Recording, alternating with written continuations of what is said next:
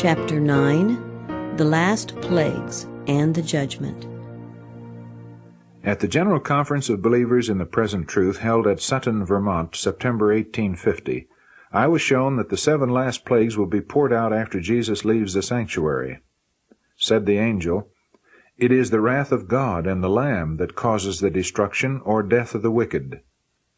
At the voice of God the saints will be mighty and terrible as an army with banners. But they will not then execute the judgment written. The execution of the judgment will be at the close of the 1,000 years. After the saints are changed to immortality and caught up together with Jesus, after they receive their harps, their robes, and their crowns, and enter the city, Jesus and the saints sit in judgment. The books are opened, the book of life and the book of death. The book of life contains the good deeds of the saints, and the book of death contains the evil deeds of the wicked. These books are compared with the statute book, the Bible, and according to that men are judged. The saints, in unison with Jesus, pass their judgment upon the wicked dead. "Behold ye," said the angel, "the saints in unison with Jesus sit in judgment, and mete out to the wicked according to the deeds done in the body, and that which they must receive at the execution of the judgment is set off against their names."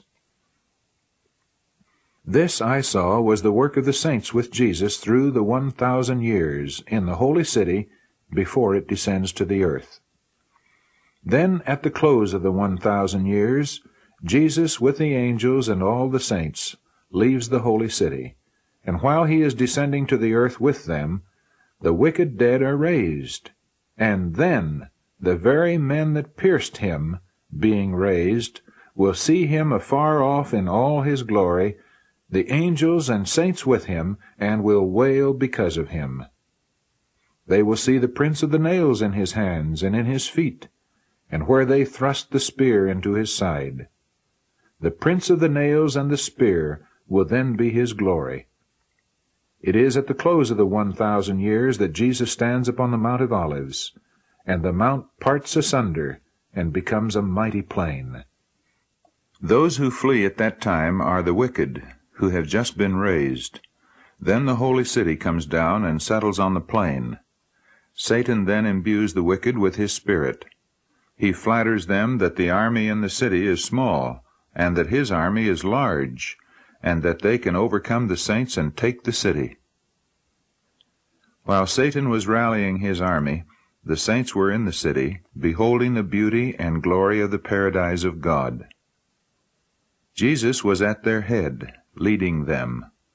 All at once the lovely Savior was gone from our company, but soon we heard his lovely voice saying, "Come, ye blessed of my Father, inherit the kingdom prepared for you from the foundation of the world."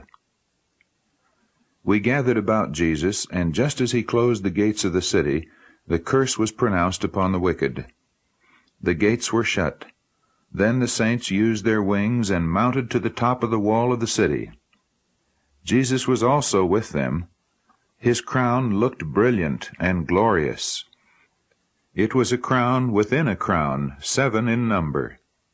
The crowns of the saints were of the most pure gold, decked with stars. Their faces shone with glory, for they were in the express image of Jesus. And as they arose and moved all together to the top of the city, I was enraptured with the sight. Then the wicked saw what they had lost, and fire was breathed from God upon them, and consumed them. This was the execution of the judgment.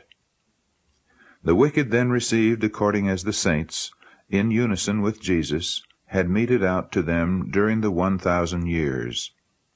The same fire from God that consumed the wicked purified the whole earth. The broken, ragged mountains melted with fervent heat, the atmosphere also, and all the stubble was consumed. Then our inheritance opened before us, glorious and beautiful, and we inherited the whole earth made new. We all shouted with a loud voice, "Glory, Alleluia!